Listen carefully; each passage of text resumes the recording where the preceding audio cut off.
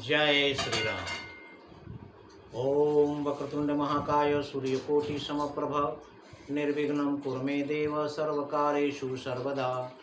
राम कीन्ह चाहि सोई होई, करे अन्यथा अस नहीं कोई।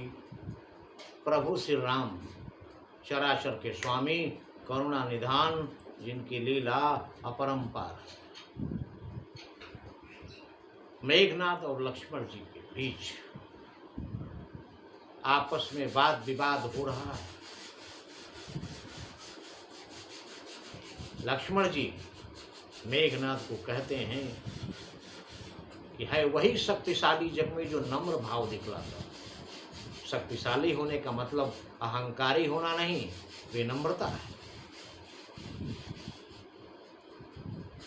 उदाहरण देते हैं कि मैना जो मैना कहती है वह सबके मन को भाती है। बकरी जो मैं करती है वह गले छुरी फिरवाती है।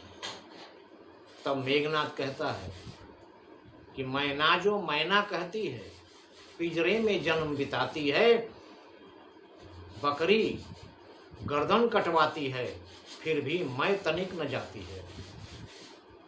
इस तरह का वाद विवाद हो रहा है और ये देख कोपी मरुत सुत अंगद धाये, हति त्रिशूल उर धरनी गिराए।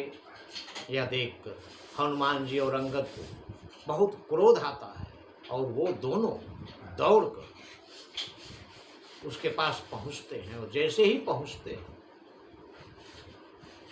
कोपी मरुत सुत अंगद धाये, हाथी त्रिशूल उर धरनी गिराए। उनके हृदय में त्रिशूल मारकर मेघनाद दोनों लोगों को पृथ्वी पर गिरा देता है। उसके बाद प्रभु कहाँ छाड़े शिशूल प्रचंडा, सरहति कृत अनंत जुग खंडा। प्रभु लक्ष्मण जी के लिए यहाँ कहा गया है, तो लक्ष्मण जी के ऊपर उसने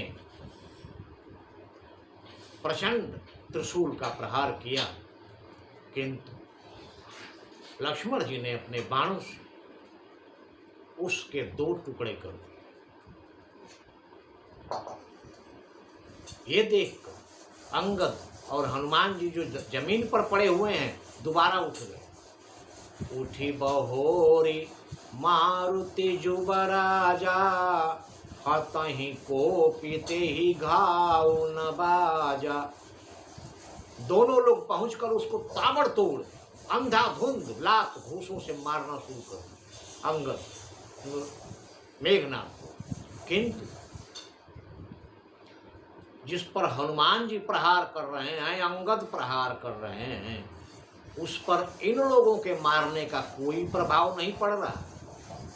ये सोचने की बात है कि मेघनाद कितना शक्तिशाली है। हाथा ही को पीते ही घाव न बाजा, उस पर कोई घाव का असर ही नहीं हो रहा। जब कोई प्रभाव ही नहीं पड़ रहा तो उसको मारने से कोई फायदा नहीं है। इसलिए फिरे वीर रिपु मरई न मारा, दुश्मन मारे से मर नहीं रहा है, इसलिए सब लोग उसे छोड़कर वापस हो लिए। जैसे ही वापस लौटे तब धायौ करी घोर चिकारा। उसके बाद पीछे से घोर चिघाड़ मारकर मेघनाद इन लोगों के पीछे दौड़ा। और जब दौड़ा तब आवत देखे क्रोध जनु काला, लक्ष्मण छाड़े सिद्धि सिख कराला। और अपनी तरफ, अपने सैनिकों की तरफ क्रोधित काल की तरह मेघनाद को आता हुआ देख लक्ष्मण जी ने वज्र के से कठोर बाण चलाए मेघनाद के ऊपर। अब जब बाण चलाए तो देखे सी आवत पबिसम बाना, तुरत भयऊ खल अंतर्धान। जब मेघनाथ देखा कि ये बाण लक्ष्मण के वज्र के समान आ रहे हैं हमारी तरफ, तो तुरंत अंतर्ध्यान हो गए। विविध वेश धरि करई लड़ाई, कबहु क प्रगट कबहु दूरी जाई। और उसके बाद अनेकों वेश धारण करके लक्ष्मण जी से युद्ध शुरू कर दिया। कभी प्रकट हो जाता है, कभी अंतर्ध्यान हो जाता है। इस प्रकार उस पर विजय नहीं पा रहे हैं लक्ष्मण जी। और ये देखी अजय रिपु डर पे कीसा। दुश्मन को अजय देखकर सारे बानर डर गए। डर पे कीसा परम क्रोध तब भयऊ अहिसा।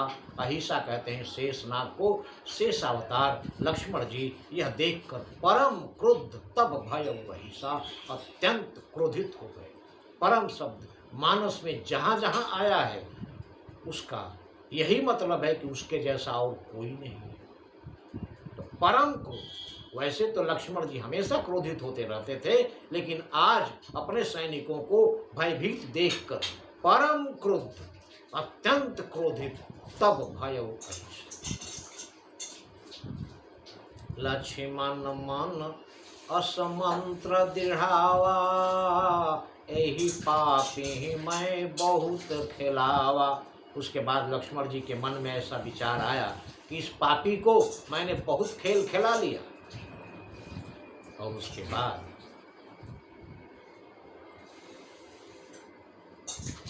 प्रभु श्री राम का प्रताप को याद करके और धनुष पर बाण लक्ष्मण जी चढ़ा लिए हैं आगे मारने के लिए मेघनाथ को।